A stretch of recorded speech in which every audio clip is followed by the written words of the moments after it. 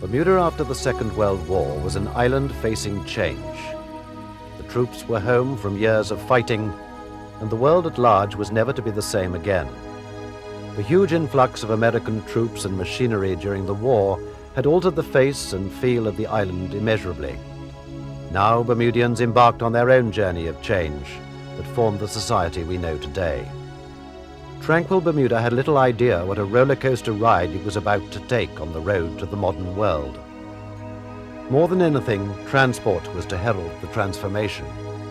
For centuries, the island had been a place of horses and carts, and long walks or bicycle trips to the schoolroom and workplace. A handful of motor vehicles was allowed for doctors or the public works department. But in 1946, a decision was made to allow cars for the general public.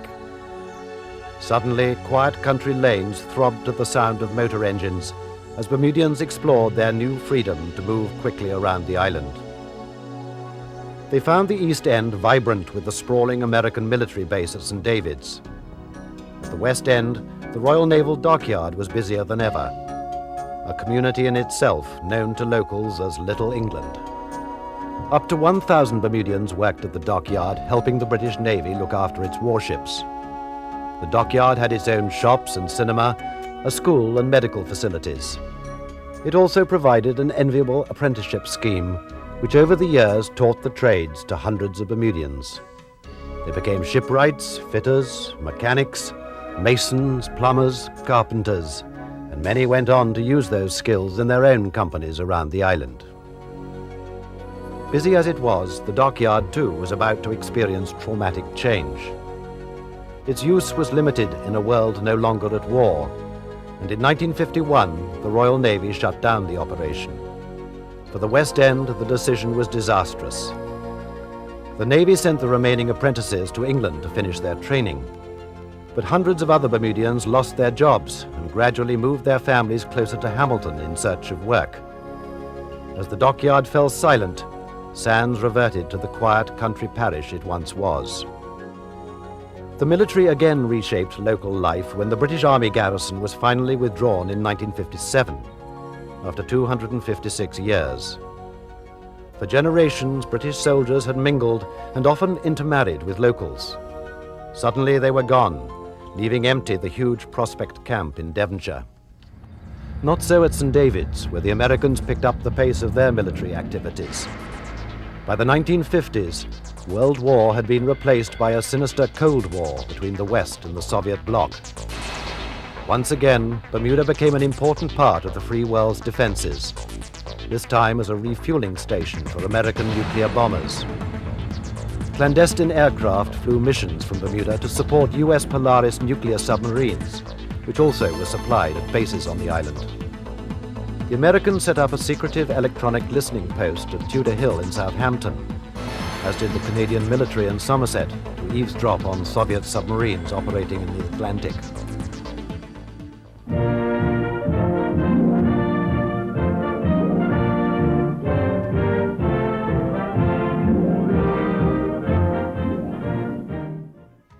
Bermuda was hosting thousands of North Americans, but the island remained fiercely patriotic. There was always room for proud pageantry, as in the visit of the new Queen, Elizabeth II, in 1953. The new monarch heralded a fresh beginning, and symbols of the marvelous modern age were soon to be seen everywhere. A sophisticated tracking station was opened on Cooper's Island by NASA, the American Space Agency. The station relayed communications for a number of high-profile space missions, including the lunar landings of the 60s. Changing technology also brought a wondrous new delight to Bermuda: television. Locals first picked up broadcasts from the American base, but soon Bermuda would boast not one but two stations of its own. Busier and more informed than ever, post-war Bermudians set about making social changes for themselves.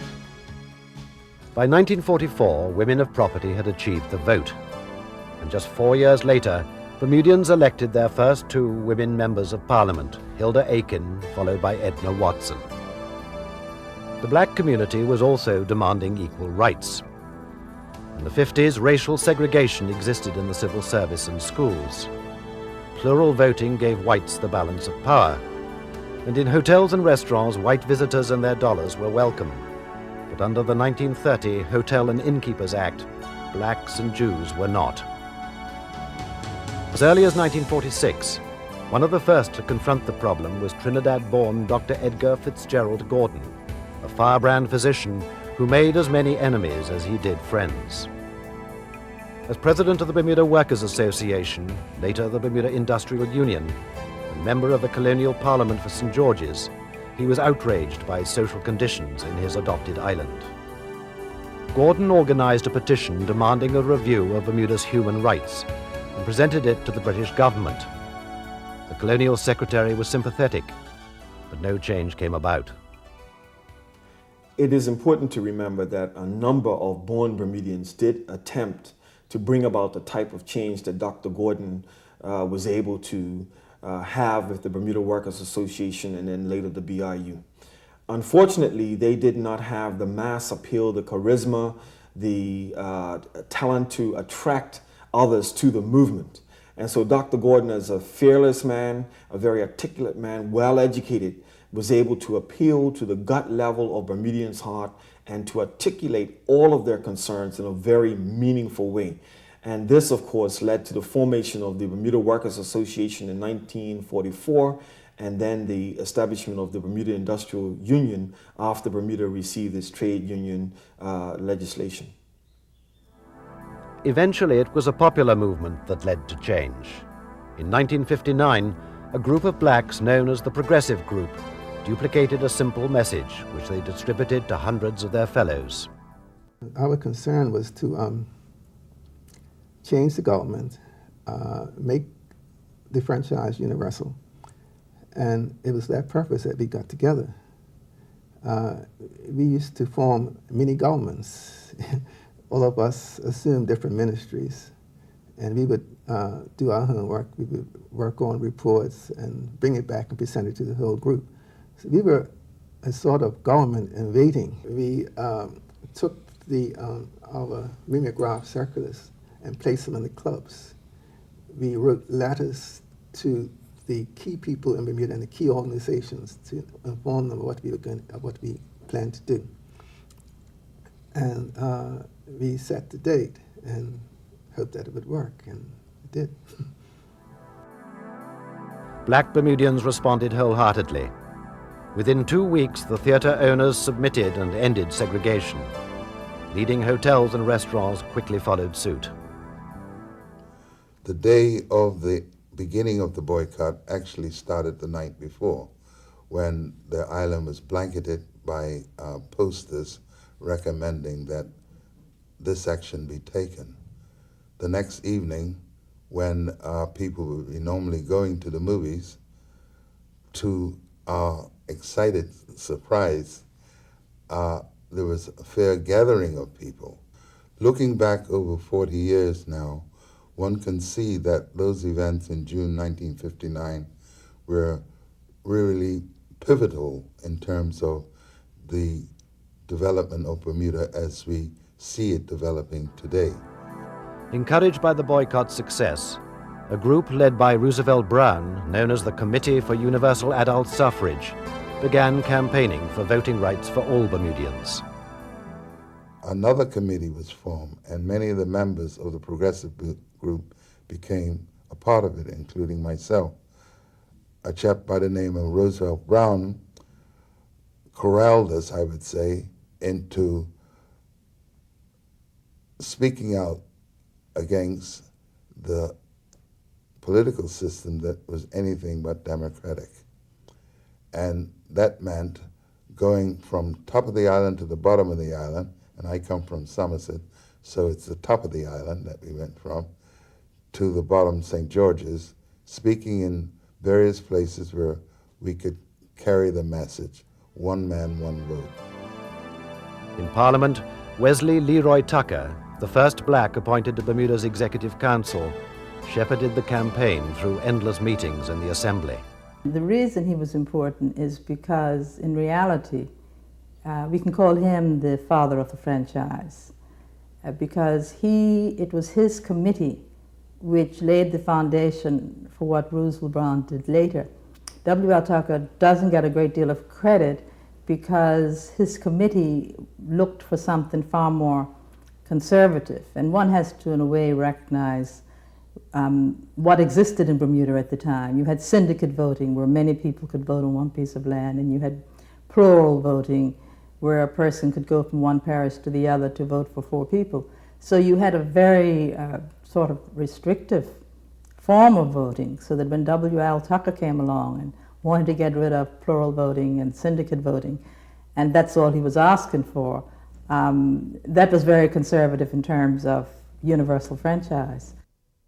W.L. Tucker was a businessman, and he in fact faced some of the problems which black businessmen, I suppose, still face. It's a real problem for black people because part of our segregation and part of the problem has been that we were excluded from the economic aspect of the country.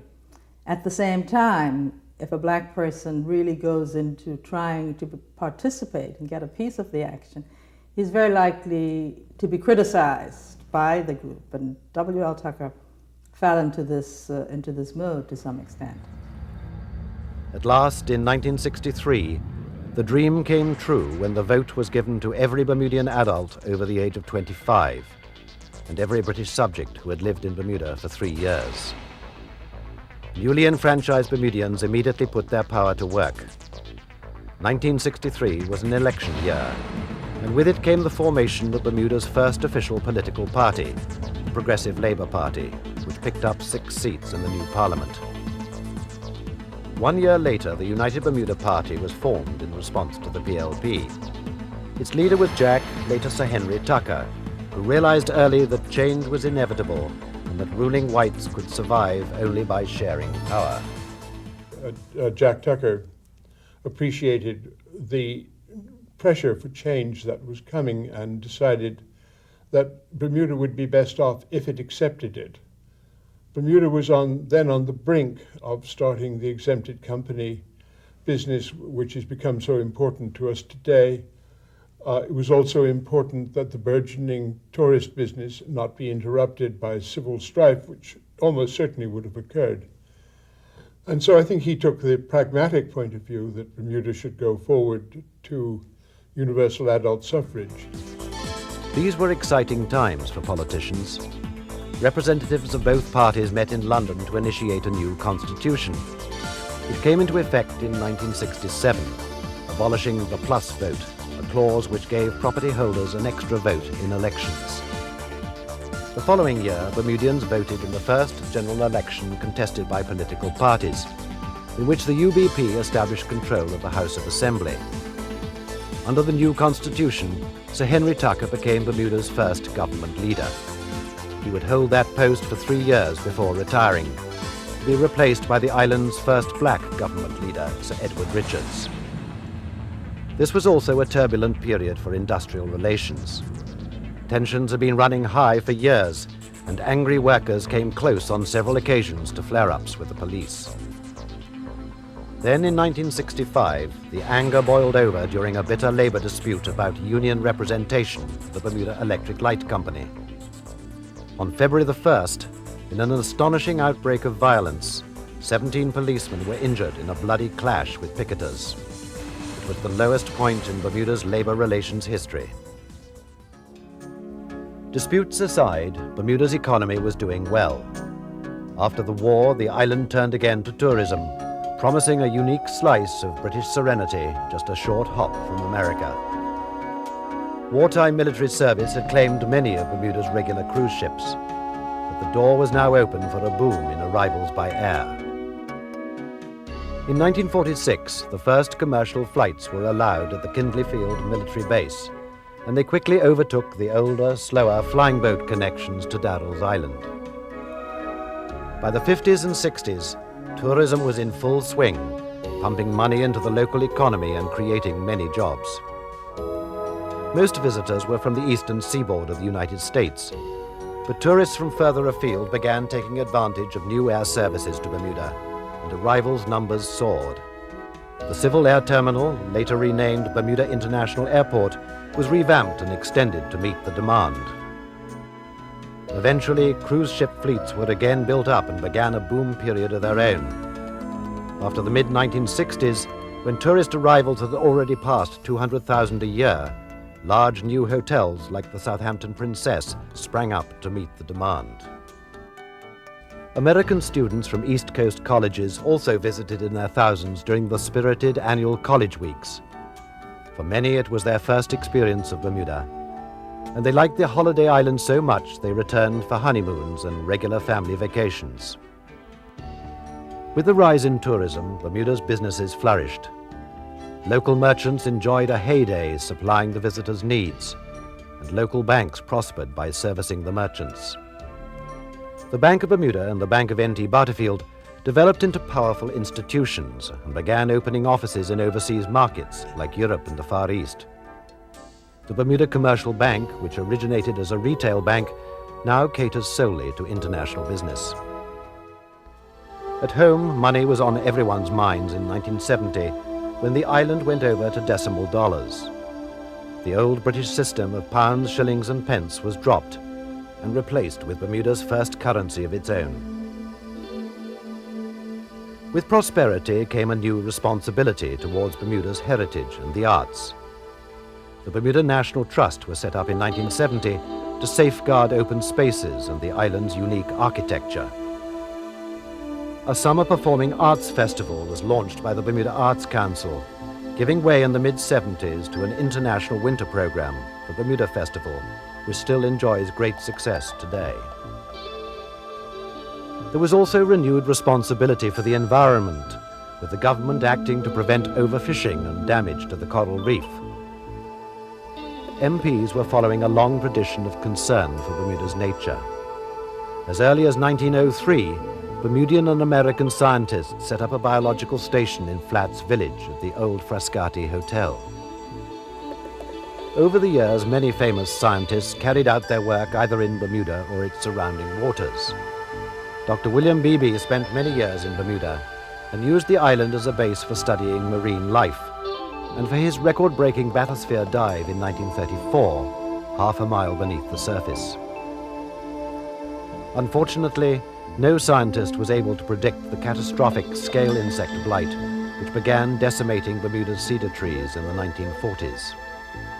Within a few years, most of the island's cedars were destroyed. A tragic end to the trees which gave us speedy ships and shaped so much of Bermuda's character. Thankfully, the cedar is today making a brave comeback, thanks to careful planting of scale-resistant trees. A great cause of celebration came in 1951, when the Bermuda cahao, thought to be extinct, was found living in the isolated islands of Castle Harbour.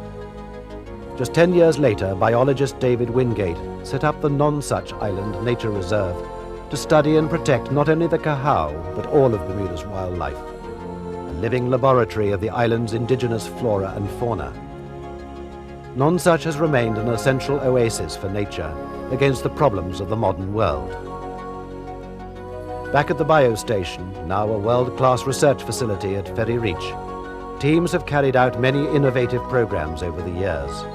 Among them, a project to monitor the health of Bermuda's coastal areas and another to study the circulation of the world's oceans. March 1973. Governor Sir Richard Sharples and his ADC, Captain Hugh Sayers, were brutally assassinated in the grounds of Government House, stunning an island so unused to violent crime. 2 men were convicted in the murders and 3 other killings, and in 1977, having exhausted their appeals, they were hanged within 30 minutes of each other at Casemates Prison. The backlash was swift and catastrophic. Hamilton is slowly but surely taking on the look of a war zone. In the background now we see the Sunshine Company here on Woodbourne Avenue, and it's completely gutted by fire. Moments ago... The Premier, David Gibbons, later Sir David, appealed for calm. We must work together to maintain law and order. We must work together to remove any causes which may have contributed to our present problems. Violence of any kind cannot be tolerated or condoned. A state of emergency was declared. 250 British troops, hardened by riot control in Northern Ireland, were flown in to restore order. Bermuda began counting the physical and social cost. I'm speaking today to all Bermudians. Our country is passing through a time of deep anxiety, a time when people are clearly apprehensive about what might happen and perhaps fearful that malign influences could be let loose among us to spread bitterness and division. The violence abated, but in 1981 there was more labor strife, with the BIU calling a general strike over pay. The union won increases averaging 20%, but by the time the one-month strike was over, just 1,200 tourists remained in Bermuda. The struggles that we went through, like the Belco, like the 1981 general strike, like many other flare-ups and many other sit-ins and all the rest of it. And there's a famous writer who's always said, the struggle shall continue. And in my life's experience, I've seen that the struggle is never over with, but the struggle has always been worthwhile. Despite its troubled years, Bermuda had entered a settling down period that heralded the prosperity of the modern era. As ever, seafarers made the island an important port of call, a traditional way station for transatlantic voyages. Spectacularly, the island played host 3 times to the tall ships race in the 60s, 70s, and 80s, when hundreds of vessels brought a parade of sail to local waters. The 1976 event was especially grand, with 4,000 sailors in 90 ships honoring the United States' 200th anniversary. Over the years, loftier visitors confirmed Bermuda's role as a meeting place for world leaders. In the 40s, Allied leaders came here to decide the boundaries of the post-war world. In the 60s, statesmen like John F. Kennedy made an appearance. And in the 80s, British Prime Minister Margaret Thatcher held talks here with US President George Bush on German reunification. Tourism continued to boom, and in the mid-80s, reached its record peak of 650,000 arrivals per year, more than 10 times the local population. Not only tourists were visiting the island. Since the 1930s, Bermuda had become increasingly attractive to international businesses seeking an offshore location. The origins or beginning of the international insurance industry in Bermuda, the establishment of American International's international headquarters in Bermuda by C.B. Starr in 1947, who was the founder of American International Group, AIG, and also one of the greatest entrepreneurs in the insurance industry. It began the growth of a significant business here in Bermuda. By the mid-60s and 70s, foreign corporations were establishing subsidiaries to take advantage of Bermuda's no-tax environment. Bermuda's status as a leading international business center was confirmed in the 90s with the arrival of big cat catastrophe reinsurance companies, which brought with them billions of dollars of capital. As Bermuda matured, moves were made to improve the education system to provide a more skilled and eloquent workforce. The school leaving age was raised to 16. Schools were finally integrated, and in 1974, existing post-secondary institutes and the Sixth Form Center were amalgamated as the Bermuda College. It opened at Prospect, abandoned 17 years earlier by the British Army, before moving to its present Stonington campus. There was even more change to come. In the early 90s, after much debate, the school system was restructured into primary and middle schools and 2 senior secondary schools, Berkeley Institute and the newly built Cedar Bridge Academy. The island's healthcare was upgraded with massive spending at the King Edward VII Memorial Hospital. There are new operating rooms, breast screening and CAT scan systems, a recompression chamber for divers, and after a surge in AIDS patients in the 80s, a hospice at Agape House. Contemporary Bermuda has also proved fertile ground for confident and powerful women. Half of Bermuda's 35,000 jobs are held by females who have made great inroads in private and public life, particularly in politics. Marjorie Bean became the first woman member of the Legislative Council and was rewarded with the title of Dame, as was former PLP leader Dame Lois Brown Evans, the first woman to head a political party. Pamela Gordon, daughter of E.F. Gordon, became Bermuda's first female premier after the UBP MPs elected her their leader in 1997. And in the last general election of the century, in November 1998, Jennifer Smith became premier after the PLP's first victory at the polls. But as ever in Bermuda's checkered story, there have been setbacks or opportunities depending on whom you ask. The Canadian base closed in 1994, followed the next year by HMS Malabar, when the Royal Navy completed its withdrawal from Bermuda, recalling its handful of remaining liaison officers. Also in 1995, the U.S. naval facility in the East End was shut down. Thousands of American servicemen pulled out, leaving the airport and base lands in Bermudian hands, a full 10% of Bermuda's landmass. How to use this windfall is just one of the many questions facing islanders today.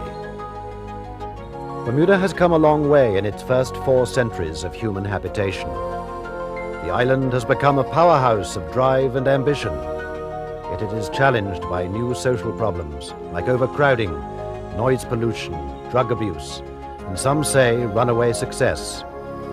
As we enter the new century, we must ask, just where and how far are we going?